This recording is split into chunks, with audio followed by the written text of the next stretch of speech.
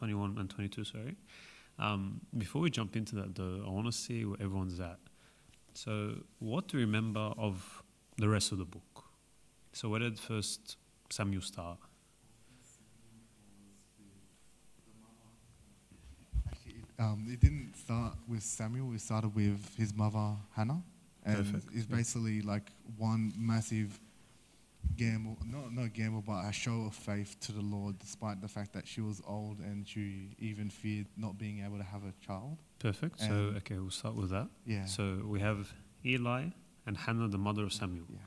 Someone else. What's the next bit? You don't know the two people, I'm sorry, other than Andrew. So, anything.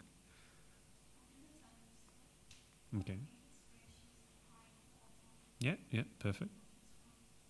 Okay, awesome. Okay, I'll do a quick rundown just so we remember where we're at. So, First Samuel, what was his name?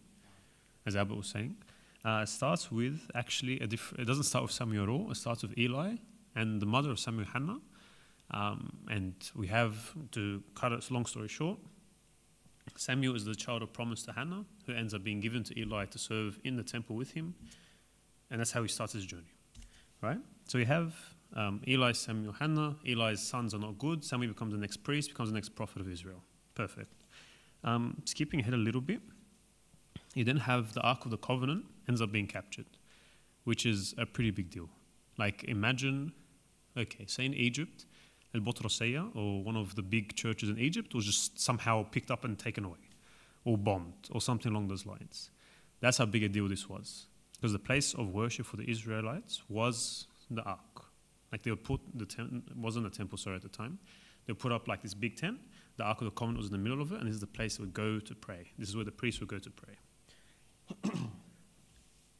And then you have Eli dies upon hearing the news. And now, khalas, you have Samuel by himself. Eli has left him. And you have this weird story about how the Ark ends up coming back to Israel. So does anyone remember that story at all? Can you give us a quick summary?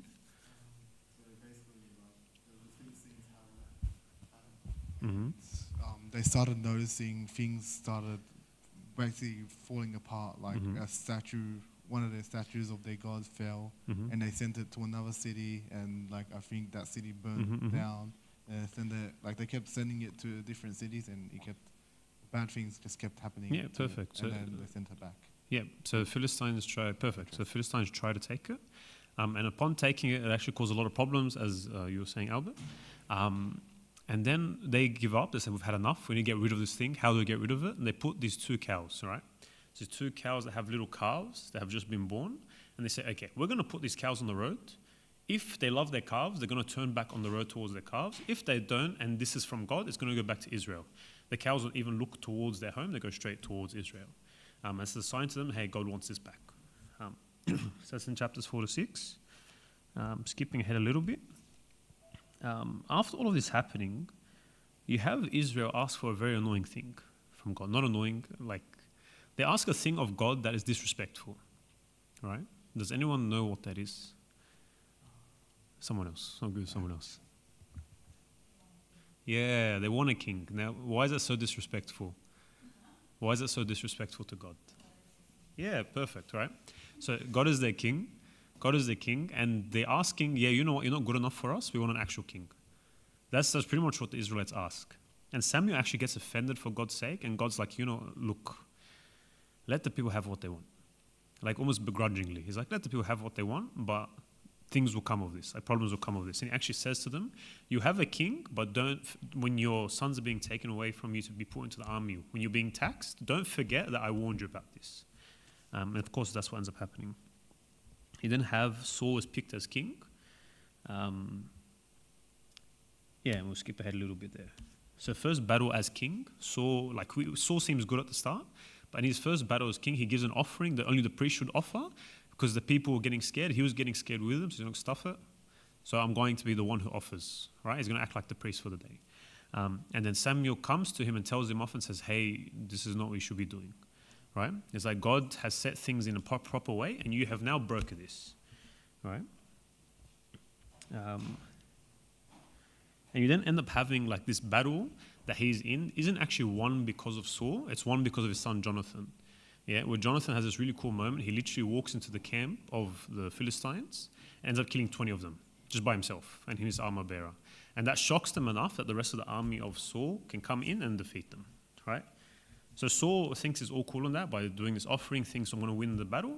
In the end, who wins the battle for him is Jonathan, right? He's the one who sets it up for him. And then you have another battle comes after this, where he's told to defeat the Amalekites, like completely, like wipe them out. And instead of wiping them out, he takes their king captive and he takes all their goods. Even though God had warned him explicitly, do not do that, just get rid of them completely. And that sort of is like the last line for Saul. Like as the king, to go against the word of God twice, and in ways that were very public, was a huge problem. And that was like saying khalas, like you are not fit to be king, another king will be set in place after you. And it actually says, and this is like a very harsh phrase, that God deeply regrets setting up Saul as king. Yeah?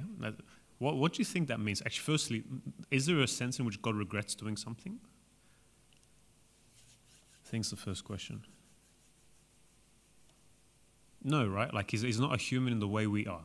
It's not like he makes a decision and sees the outcome and regrets the outcome, right? He already knows what's going to happen. But he regrets the fact that his people desired this. He regrets the fact that his people did not think him good enough, and because they had free will, and God accepts their free will, he let them choose to have a king. Right? He lets them choose. But he regrets that he set up, or no, not that he set them up. He regrets that the people chose wrongly, because they chose a king who was tall, who was handsome, who was what they expect of a person, and he wasn't the right king for them. Yeah? Because then later on, what does God say about David? He was a man after my own heart. Right? And that was the person he wanted to make king, but he had to let them choose. Yeah? And even actually, as we'll come to see, even when David is anointed king, it's not like that magically happens overnight. Funnily enough, the people actually accept him. Not funnily enough. The people learn to accept him. Yeah? It actually takes, there's a long journey to the throne for David. And that whole journey, he actually wins over the people in many occasions. Right? So it's not like he's like anointed khalas, your king, that is done. No, there was a process of free will. There's a process of people also choosing. God deeply regrets setting up Saul. We then have who did I mention just like 2 seconds ago? Who's the next king? David, right? Perfect. So you have David as king. Oh, David is anointed as the next king. He's not king yet, sorry. And you have a big fight that's extremely famous. David versus who? Goliath, right? David versus Goliath. And then you have, after the battle is won, you had like this little boy David beats this giant guy, and all the people start singing his praises. Saul has defeated thousands, David is tens of thousands. And Saul gets extremely jealous. Like, I don't know how else to put it, extremely jealous.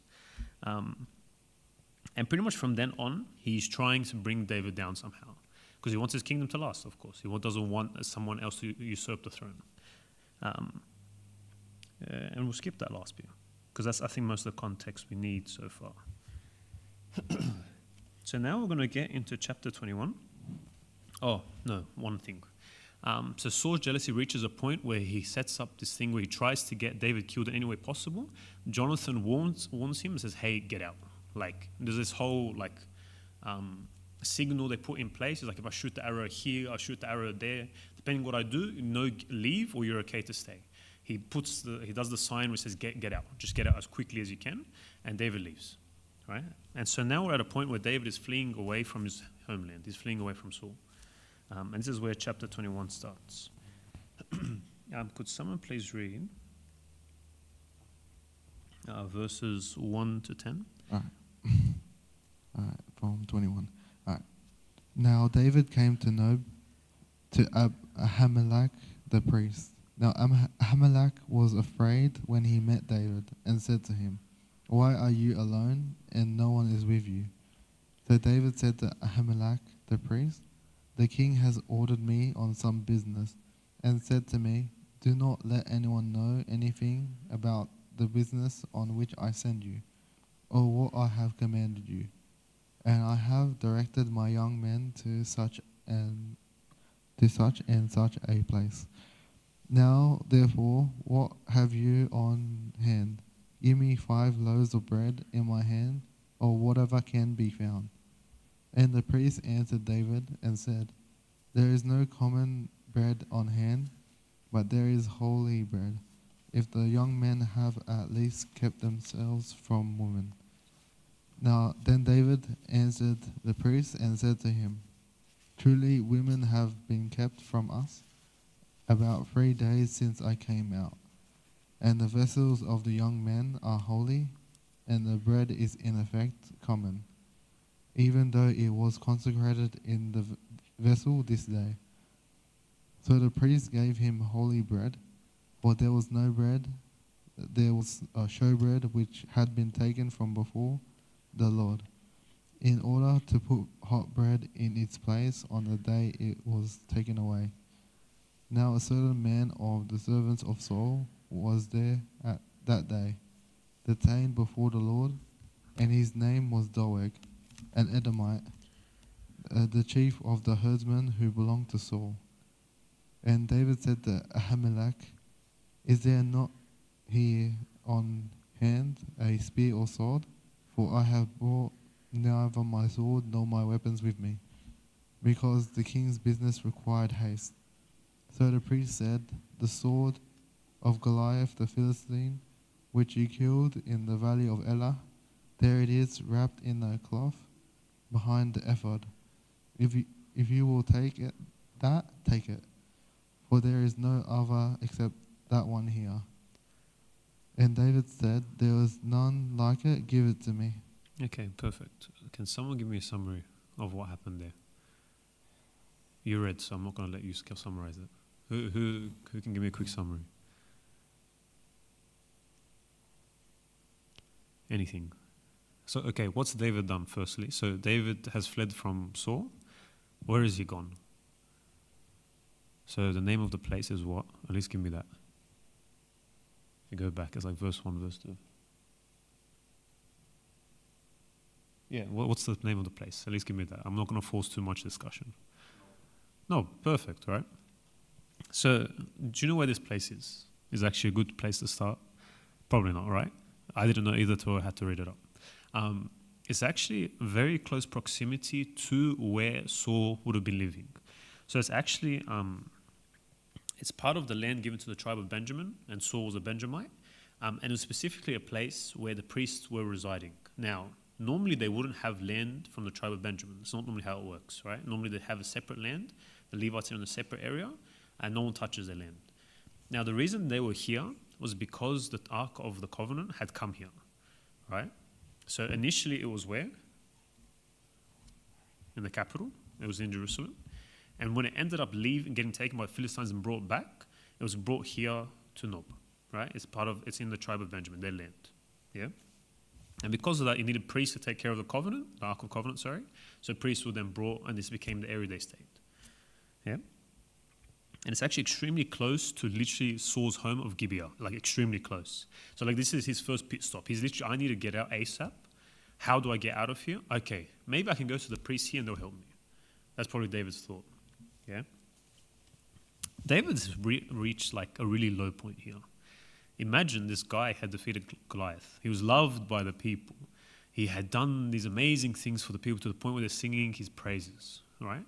And now what's he doing? He's trying to find any way possible to save himself, to live, right? To the point where he's gone to the priest not only to get food, but to get a sword. As in to say he has nothing on him. Like absolutely nothing on him. And it's actually a very interesting encounter here. So there's a discussion here about a particular type of bread, right? It's called the showbread. Now what the showbread was, it was bread literally placed in the tabernacle, right? Before the face of the Lord. So sometimes it was called the bread of the face, right? And what it represented was an eternal memorial of bread before the Lord, which sounds like what? Sounds like what? Where else do you use bread? So let's make the obvious connection. In a sandwich, yes, true. But where do we see it in church most commonly? Eucharist. Thank you, yes. Yeah. So on the altar. So the showbread, the way it worked was actually very interesting. So you place the showbread on the Sabbath. So actually, know how they make a mention? They have to remove the bread to put on the hot bread. Because what would happen is they would have that bread there the whole week, and then the next Sabbath, they will replace the old bread with new hot bread. Yeah? And what would happen is only the priests, according to the law of Moses, was allowed to eat that bread. Yeah?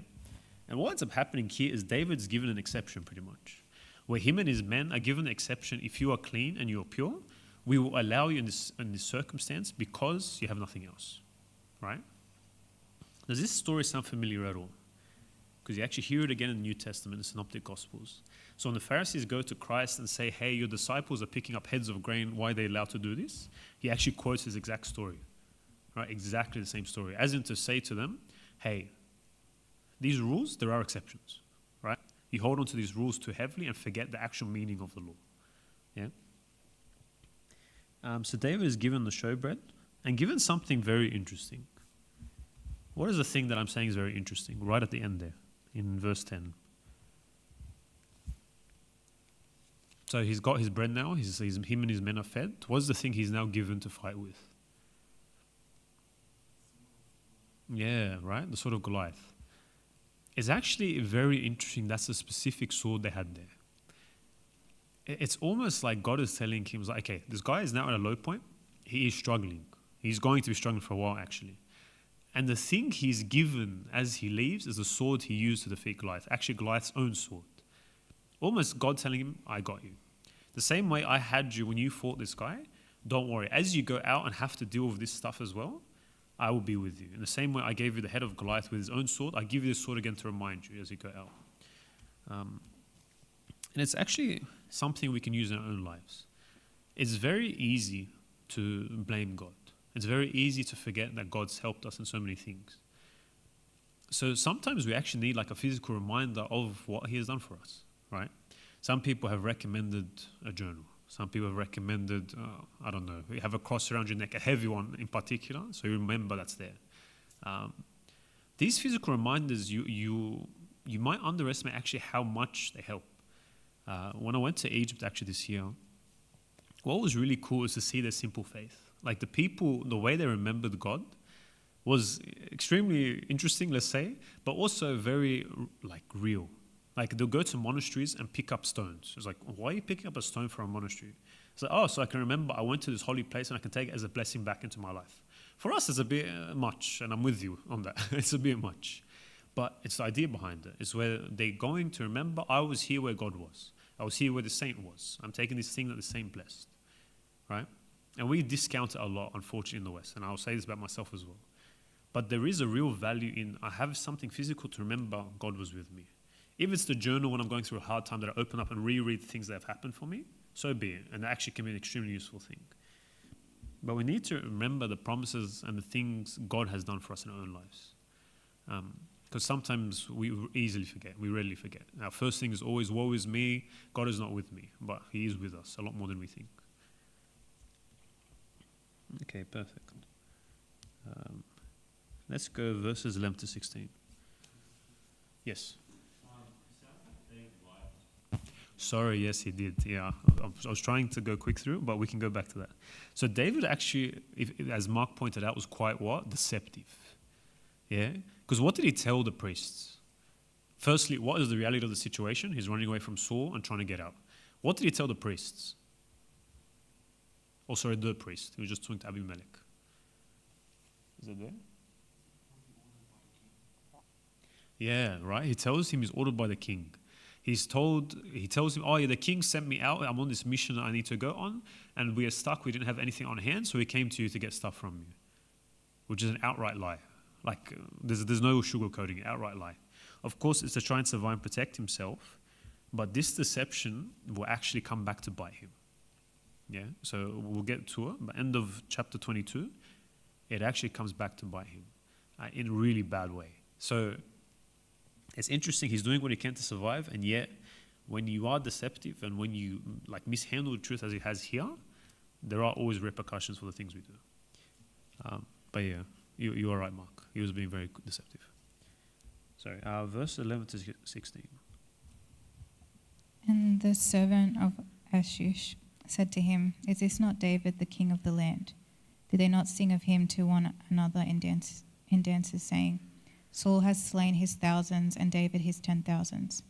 Now David took these words to heart and was very much afraid of Ashish, the king of Gath. So he changed his behavior before them, pretended madness in their hands, scratched on the doors of the gate, and let his saliva fall down on his beard. Then Ashish said to his servant, "Look, you see this man is insane. Why have you brought him to me? Have I need of madmen, that you have brought this fellow to play the madman in my presence? Shall this fellow come into my house?" Okay, awesome. So David has now fled. So he left the land of the Benjaminites. I don't know how to say it. So he's left them, and he's now going where? Where did he go? What's this land called? Gath, right? The land of Gath is not in any of the area of Jerusalem, by the way. This is not part of the land of the Israelites. So I'm going to try. I need to get up the figure. I'll try and paint a picture of where he's gone. So Nob is in the land of Benjamin, over here. He's now crossed the border from Israel to the land of Philistia, or the land of the Philistines, and gone to Gath, right? Do you know who was from Gath? Do we know who was from Gath?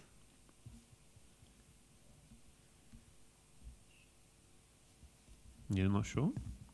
Sorry, let me get it open for you. I accidentally closed my thing.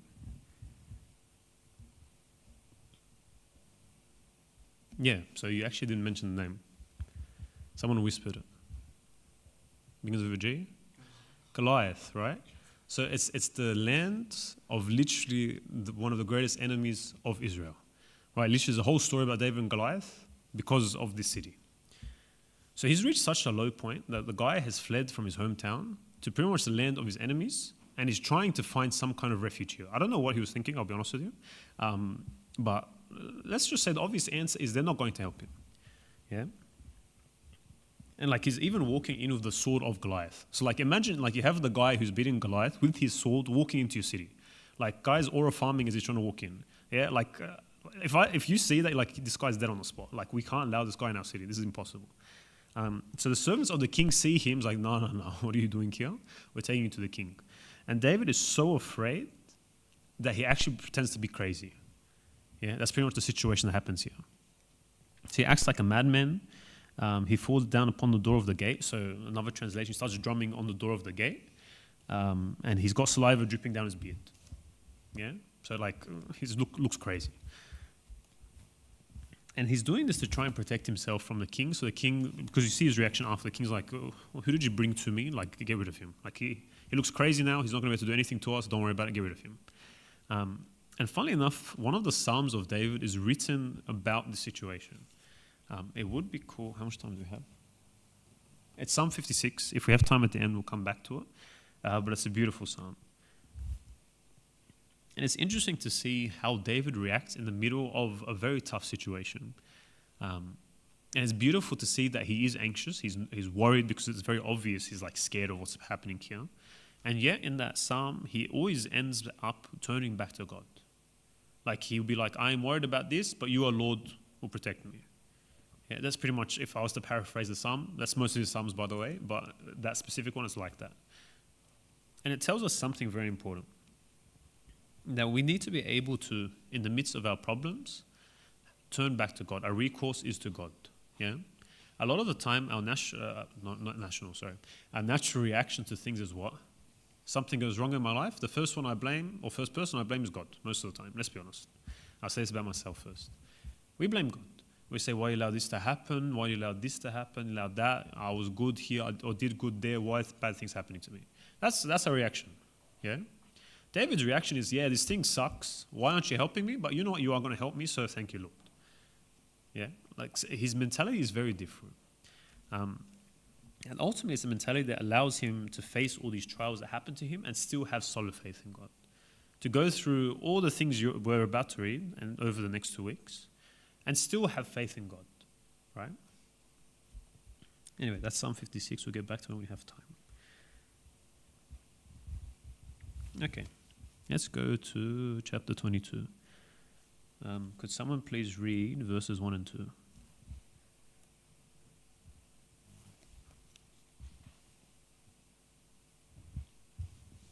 Is it stuck? Yeah.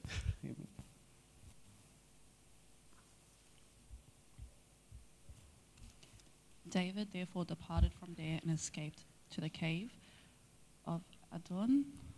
So when his brothers and all his father's house heard it, they went down there to him. And when everyone was in distress, everyone who was in debt and everyone who was discontented gathered to him. So he became captain over them. And there were about 400 men with him. Yeah, perfect. Okay, so he's gone from, where was he originally? The land of Benjamin, right? He then went to Gath, which is the capital city of the area, and it's where Goliath is from. And then he went to Adullam. Now, Adullam is now back in Israel. So he's done this. He's gone there. All right, he's gone back this way. Firstly, it makes it very obvious that he's a bit lost. He doesn't really know what to do or where to go, because he's in a tough situation. You can't blame him. Like, how do I get out of this situation? He doesn't know. His home, his family has always been Israel, and now he has to run around and figure out how can I stay in Israel and yet be safe. Let me go to a country outside. Oh, that didn't work. Let me go back to Israel. Let me see what happens in Israel. Now, that's pretty much what is going on. And it's funny that the city of Adullam actually means in Hebrew refuge. So it's very fitting that he ends up here. And it's very interesting to see that in the middle of this situation, who comes to him?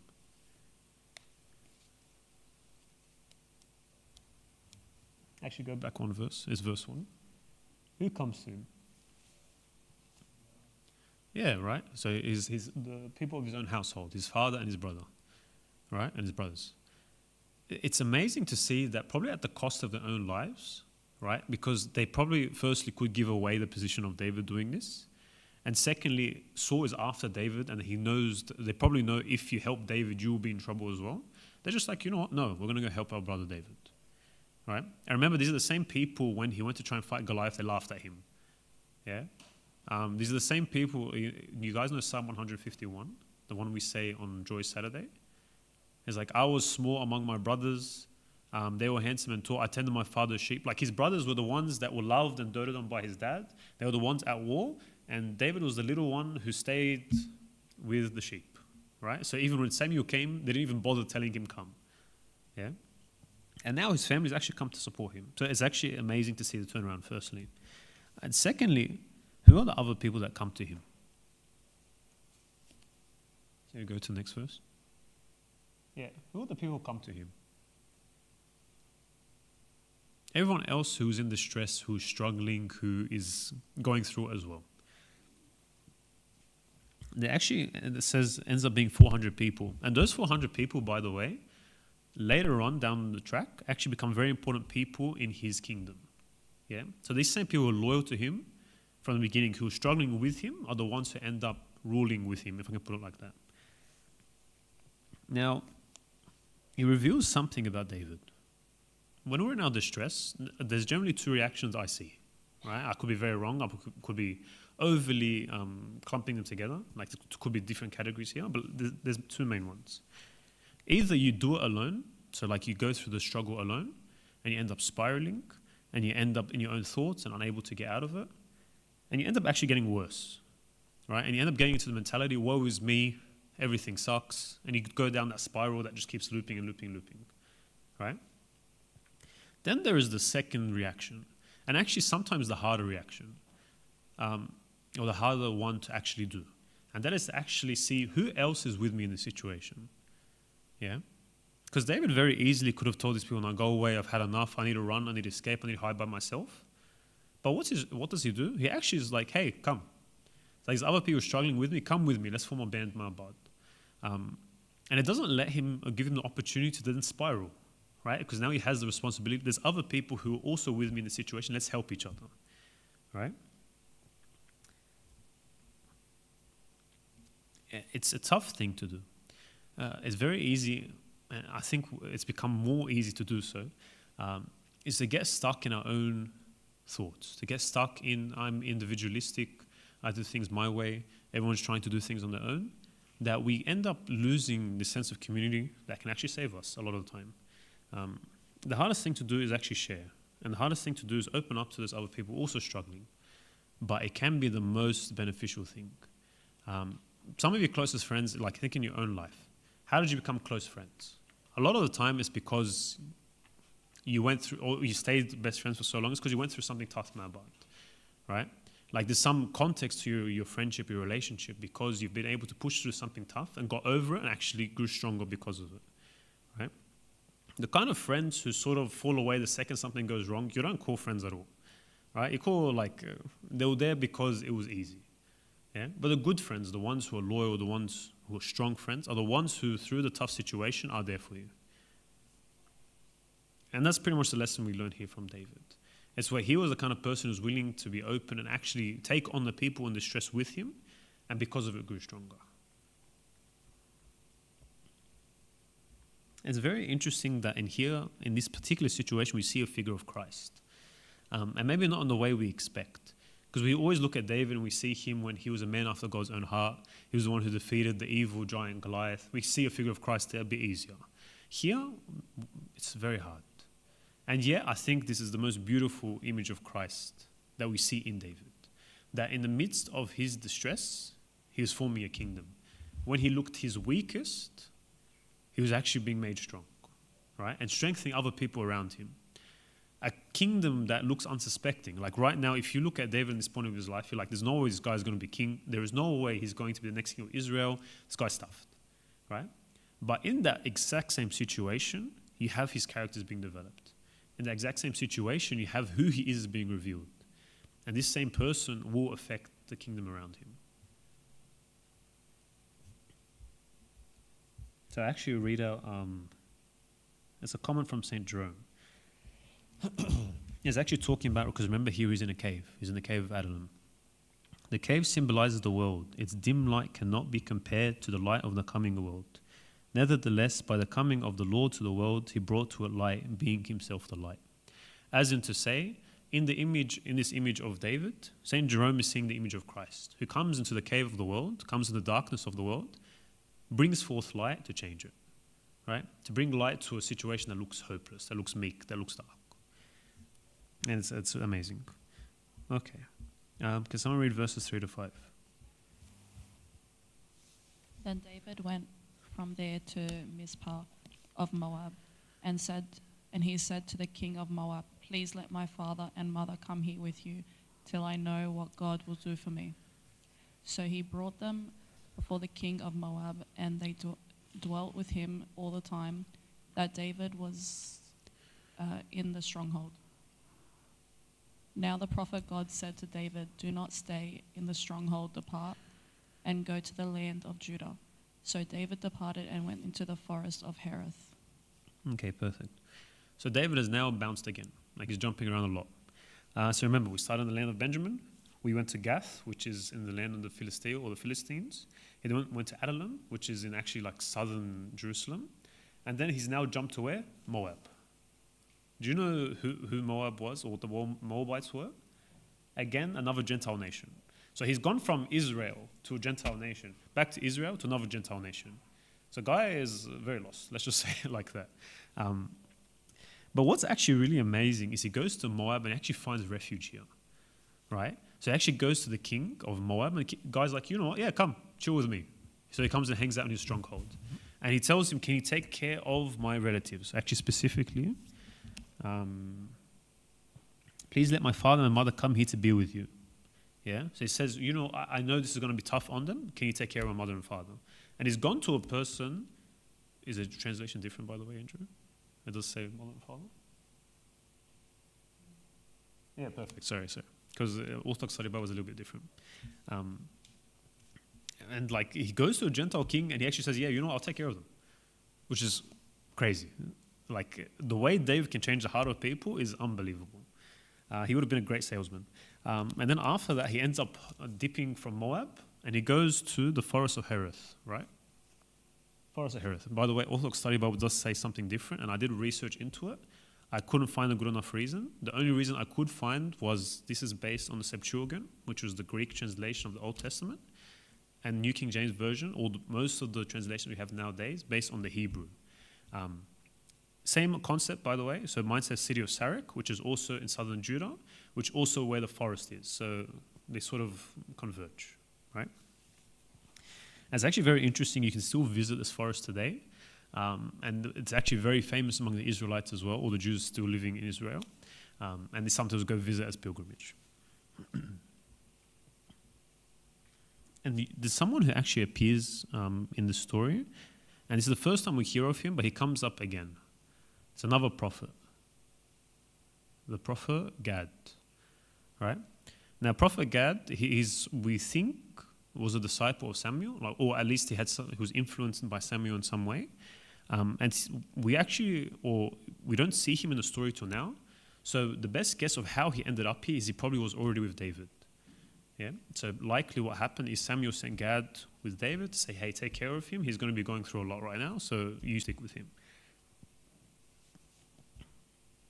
Okay, perfect. That was a quick section. Verses 6 to 10. Actually, just remember this. He's jumped around, right? So he's gone from Benjamin to Gath to Adullam to Moab back to Judah. Right? He's done these ones. Okay? So verses 6 to 10. When Saul heard that David and the men who were with him had been discovered, now Saul was staying in Gibeah under the tamarisk tree in Ramah, with his spear in his hand, and all his servants standing about him.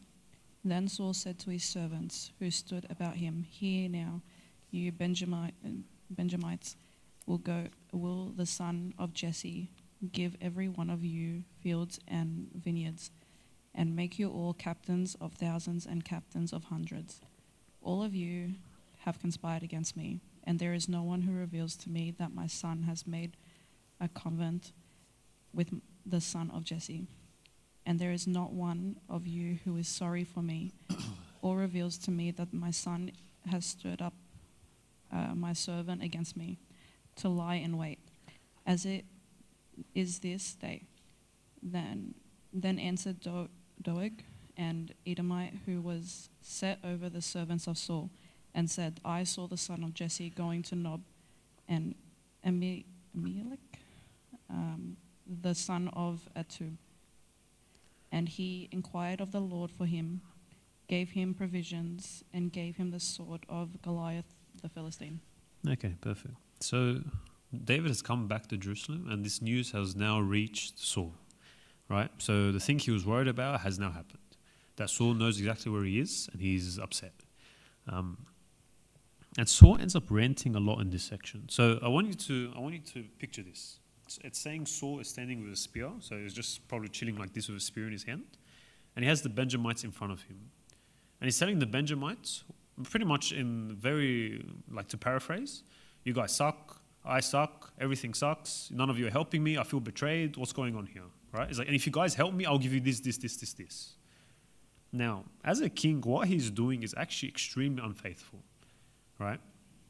Firstly, Saul is king of what? Not Benjamin, he's king of Israel. Yeah? But he's going to the Benjamites, he's complaining to them and saying, if you do these things, I will make you guys in charge of this. Right? So he's already showing favoritism. Right? Which is extremely problematic. Like in any kind of situation, if you're a Sunday school teacher, if you're serving in youth, if even in your own household, if you're showing favoritism to someone, that's how you cause problems instantly. Yeah? And he also gives a very skewed perspective of the events.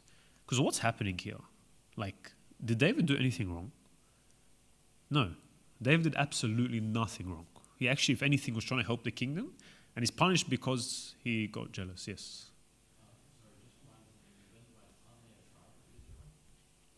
Yes. Yes. So the problem is, okay, Saul was from Benjamin, and he was anointed as king of Israel. Right, so his responsibility is to who? Israel. Yes, to all of them. So if he's showing favoritism to the Benjamites and saying, only you guys will I give you guys these things if you do this, that's a problem, right? Like, probably shows firstly his insecurity about the whole situation. He probably thinks only Benjamin's on his side at this point. And secondly, it's just unfair. Like, imagine, what's the best way to put it? It's pretty much nepotism, I think is the nicest way to put it. Like if someone gets a job in front of you just because they know someone is the most frustrating, it's the most frustrating thing in the world, the most unfair thing in the world, right? Because it wasn't on merit, it wasn't on anything they did that they get chosen ahead of you. That's almost what's happened here. Yeah, does that make sense? Yeah. So David's done nothing wrong, Yeah, and yet Saul is chasing after him, wants this guy dead. And on top of that is blaming other people for not wanting him dead. And even more than that, he's saying Jonathan's conspiring against me. His son is conspiring against him. When Jonathan, like, the perspective we get of him is he's the most honorable person in all of Saul's household, right? Where even against his dad, he's defending David because he knows the truth, right? And it brings up a very interesting point. Because, and I'll say this about myself first, is sometimes we can skew the facts about someone or how we perceive a situation to make ourselves feel better about it, right? Like, I'll try and give a good example. Say someone did a thing to annoy me, right? You can rightfully say, yeah, the thing they did to annoy me, yeah, that was annoying. I don't want to deal with that. Like, I shouldn't have to cop that.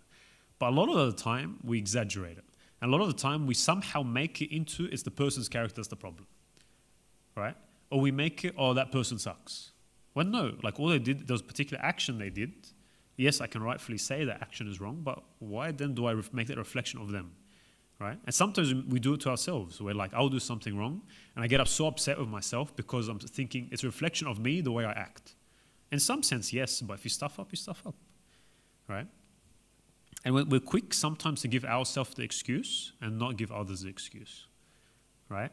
Where Saul is so fixated on, I don't even know what David could have done, but like maybe David got this song about him that I didn't get. He's now made that whole song a problem about David, when in fact David had nothing to do with it, right? And he's forgetting he's doing pretty much worse, right? Where he's talking about David in a way that's completely wrong, misguided, completely missing the mark. And yet he's saying, this is who David is. This is what David's doing. He's going to rule my whole kingdom, right? Like he's so worried about himself and his kingdom that he's actually not seeing what he's doing here, right? And then you have Doeg, right? So Doeg actually, if we go back to chapter 21, he was there when David was given the showbread and when David was given the sword of Goliath. And it actually makes a note of it that David saw him, and you get the feeling David trying to rush out because he doesn't want him getting information on him, right? Because he knows Doeg serves Saul. And you notice no one says anything except this guy, right? This little rat, it's the nicest way to put it. He's trying to pretty much take advantage of what is happening to try and like sweet talk Saul Shwaya, to try and maybe get some power, maybe to get, who knows what he's trying to do, right? But he's so willing to rat out David who's done nothing wrong. And he's ratting out not just David, but the priest, right? And he gave a very skewed perspective of the events, right? He says, I saw the son, so this is verse 9. I saw the son of Jesse going to Nob to Abimelech, the son of Ahitub the priest, and the priest inquired of God for him and gave him provisions. He also gave him the sword of Goliath the Philistine. So firstly, priest inquired of God for him means he went and prayed to God to see what David should do, which didn't happen, firstly. Secondly, he doesn't give, because he would have heard what David said, he doesn't give the fact that David lied to him and pretended to be here on a mission, right? So the deception of David is about to be, it's going to have some bad consequences right now. So yes, we'll quickly move on. Verses 11 to 19. By the way, there's not much left. Like there's a lot of verses left, but not a lot of content left. So it'll be quick, don't worry.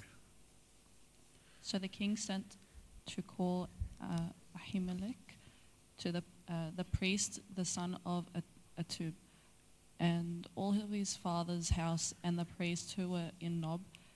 They all came to the king. And Saul said, Hear now, son of Ahitub. He answered, Here I am, my lord. Then Saul said to him, Why have you conspired against me, you and the son of Jesse, in that you have given him bread and a sword, and have inquired of God for him, that he should rise against me to lie in wait, as it is to this day? So Ahimelech answered the king and said, And who among all your servants is as faithful as David, who is the king's son-in-law, who goes at your bidding and is honorable in your house? Did I then begin to inquire of God for him? Far be it from me. Let not the king impute anything to his servant or to any in the house of my father. For your servant knew nothing for this little much. And the king said, "You shall surely die, Ahimelech, you and all your father's house." Then the king said to the guards who stood about him, "Turn and kill the priests of the Lord, because their hand also is with David, and because they knew when he fled and did not tell it to me." But the servants of the king would not lift their hands to strike the priest of the Lord. And the king said to Doeg, "You turn and kill the priest." So Doeg and Edomite turned and struck the priest and killed on that day 85 men who wore a linen ephod.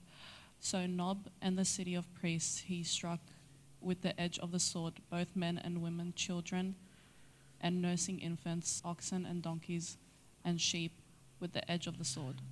Yeah, thank you. So we have Abimelech. He's now brought before the king. The king brings this accusation against him, right? And the accusation is a bunch of lies. Like it's a warping of the truth from Doeg. And he comes to tell pretty much the truth. Like he actually does not say a single lie. He says, firstly, he's defending David when he doesn't need to, actually. If anything, this looks bad on him to try and defend David. He says, David is a faithful servant of yours. Why would I have questioned his intention when he came to me? Right? That's the first thing he sort of starts his argument with. And because of that, he did not think to question the claim that he was coming to get provisions because he had a quest he needed to go to urgently. Right? And then on top of that, he said, "I did not know about the quarrel with you and David." Right? He actually firstly does not deny the fact that he gave him bread and the sword. So again, he's being extremely truthful. He said, David's a good guy. I gave him a sword and a bread. I didn't question his intention because he's a good guy. But I did not know the quarrel you had with him. So he's told him the truth. He said everything perfectly right. And because of that, actually, in spite of that, Saul does what? Kills him.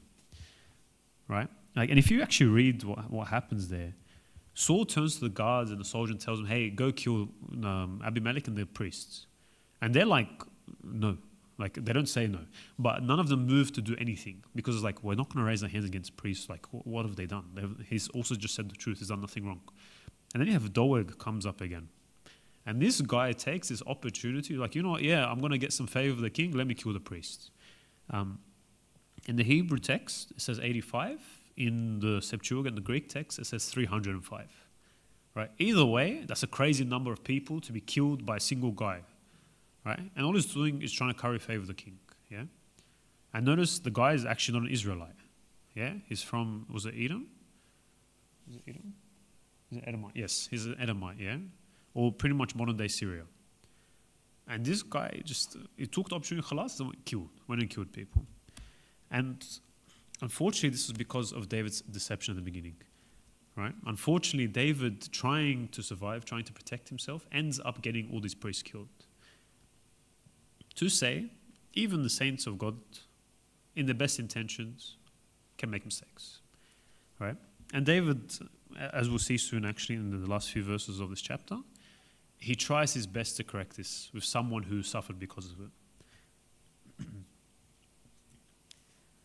So in the same way that Saul's sin, right, and David's sin actually resulted in the death of these people, our sins have consequences, right? Even the small things we don't expect. Because I don't think David, trying to survive and just run away from the king, thought it's going to result in the death of this many people, right? But there was a consequence. Now, David, was upset about it, but thank God he didn't spiral about it, right? Because ultimately it wasn't necessarily his fault.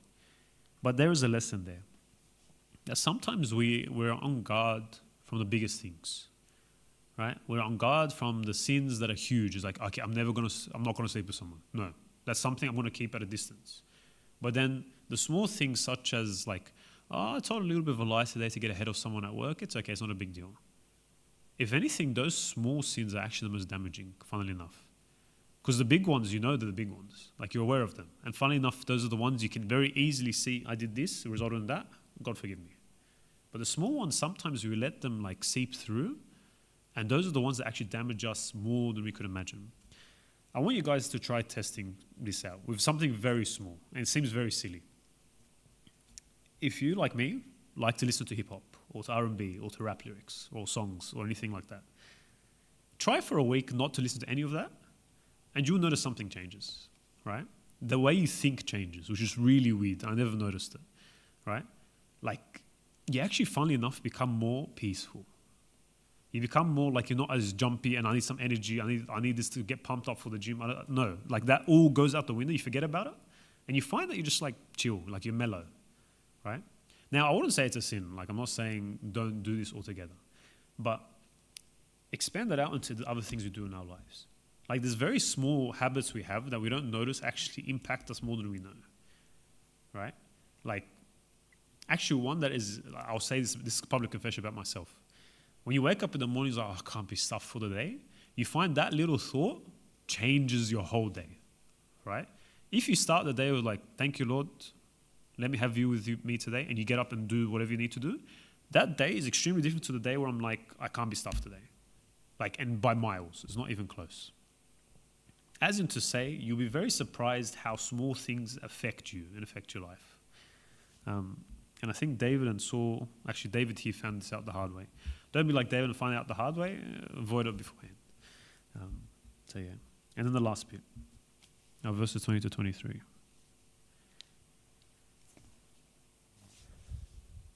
20 to 23, yep. Okay.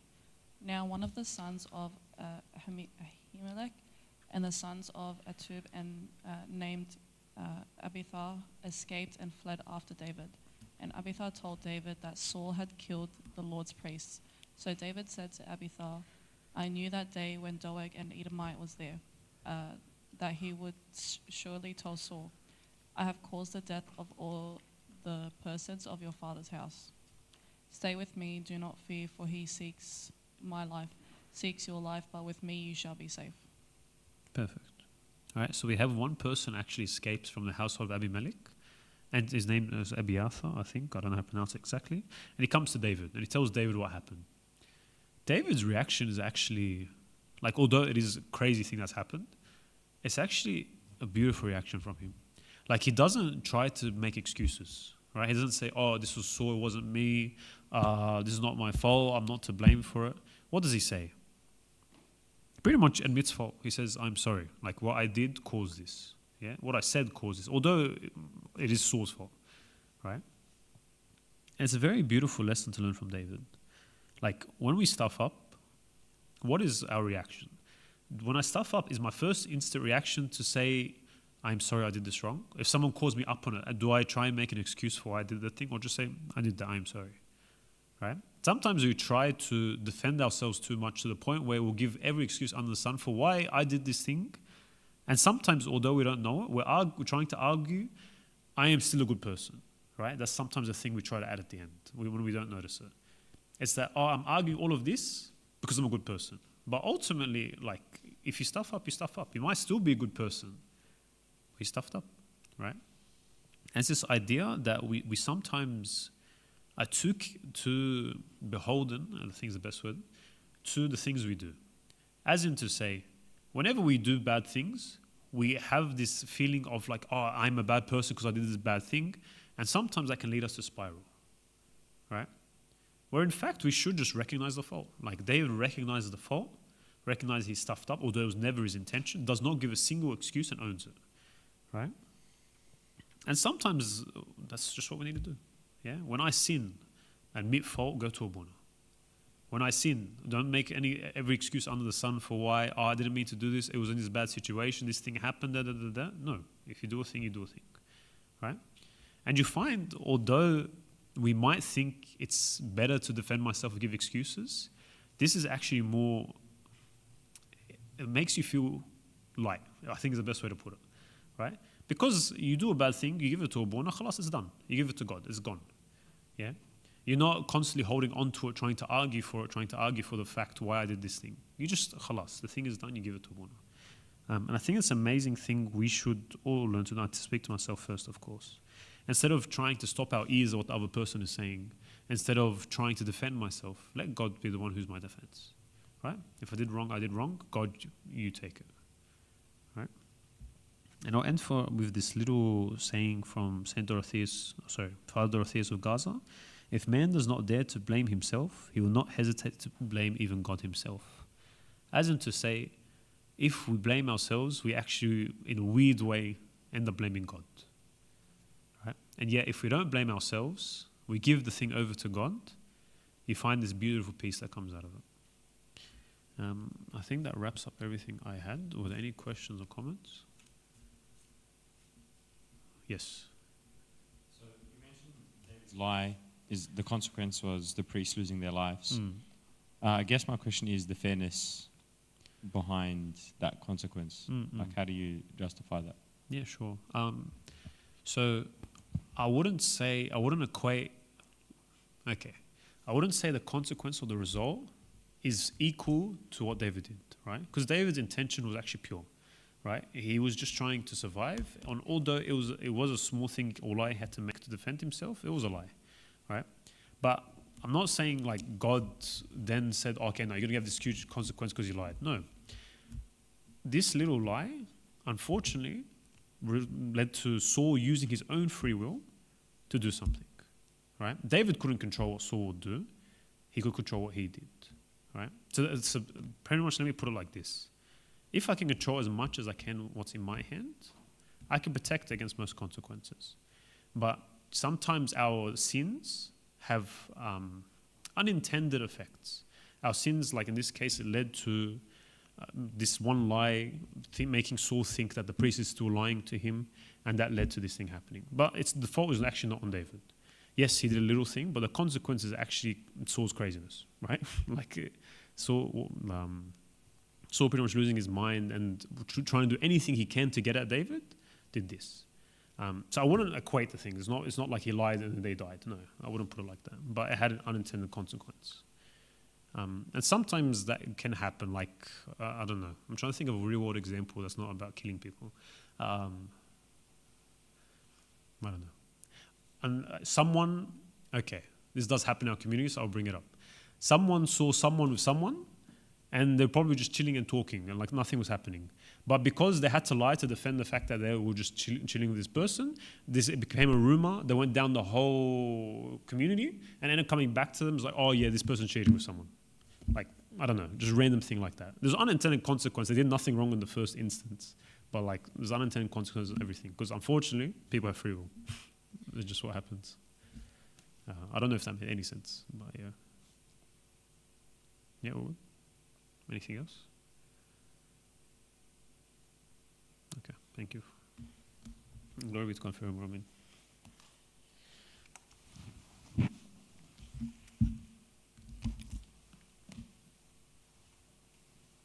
All right. Thank you, Anthony, for that. So next week we'll be going through 1 Samuel chapter 23, and we'll be joined by Anthony again to continue through that. So it would be good to see you all guys.